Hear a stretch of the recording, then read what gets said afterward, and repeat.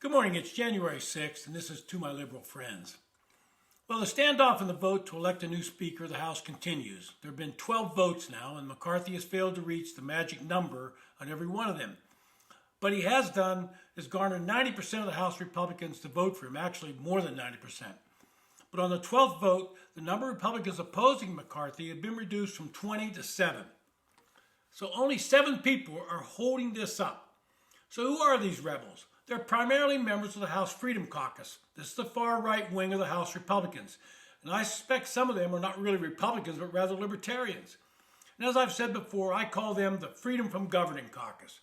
Among this group of 7, there are vocal leaders. Let's take a look at some of those. Andy Biggs, he represents a district in Mesa, Arizona. It's a solid Republican district, so Mr. Biggs does not really worry about getting elected. He should, because his antics might attract a more reasonable Republican to challenge him in a primary. And I suspect if that happens, that challenger would be heavily funded. The other thing about Biggs is he's also an election denier, buying into Trump's false claims.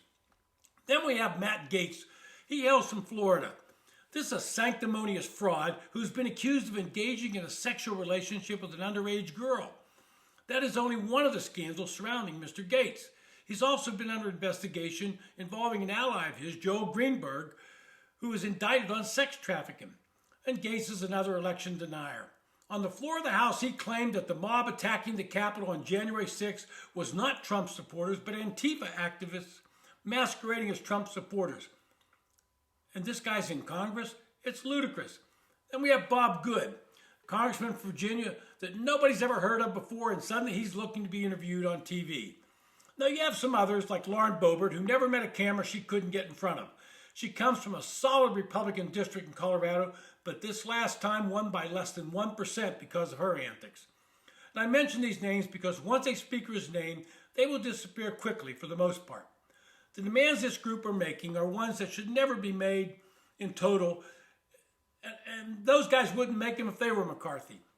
Now, what are some of them? They want increased membership on the Rules Committee, which is the committee that dictates what bills come to the floor and how amendments are offered.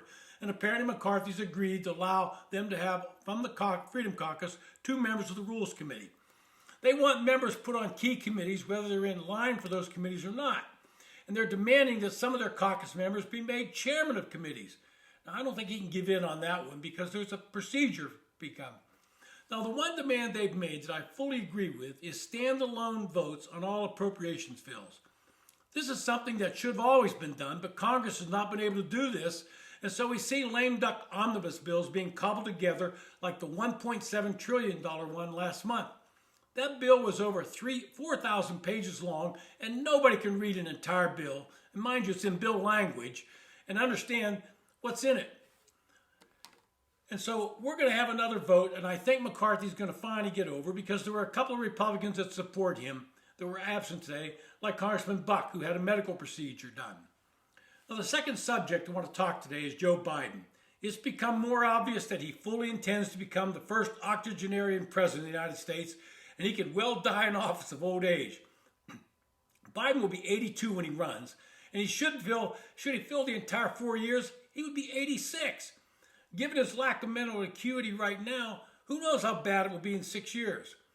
I say this because suddenly he is acknowledging that we have a problem on the southern border. He has even announced that he will visit the border this Sunday. It'll be the first time he has been to the border despite millions of people illegally crossing it during his presidency.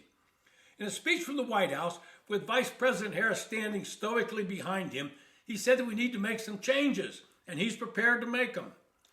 Biden said that the administration will now accept 30,000 immigrants per month from Nicaragua, Cuba, Haiti, and Venezuela under some form of humanitarian parole program. Well, let's see how that fleshes out. He said that anyone not coming under that program would be expelled under Title 42. Now, I didn't mention that his administration is trying to end Title 42 in the courts. The most important part of this announcement was migrants from those countries who wish to come to the United States must apply from their home countries first, including through a phone app they're going to put out, before traveling to the U.S.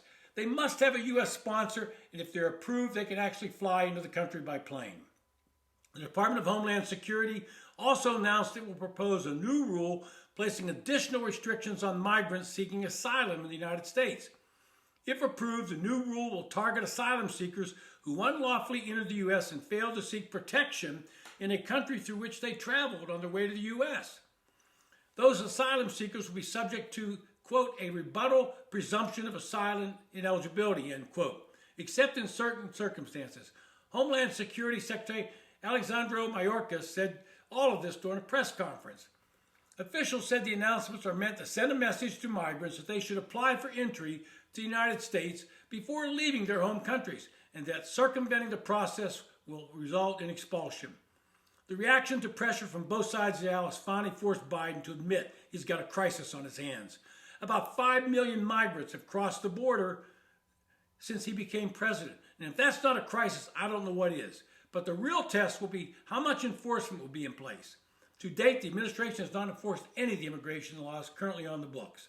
This has been To My Liberal Friends. Thanks for listening.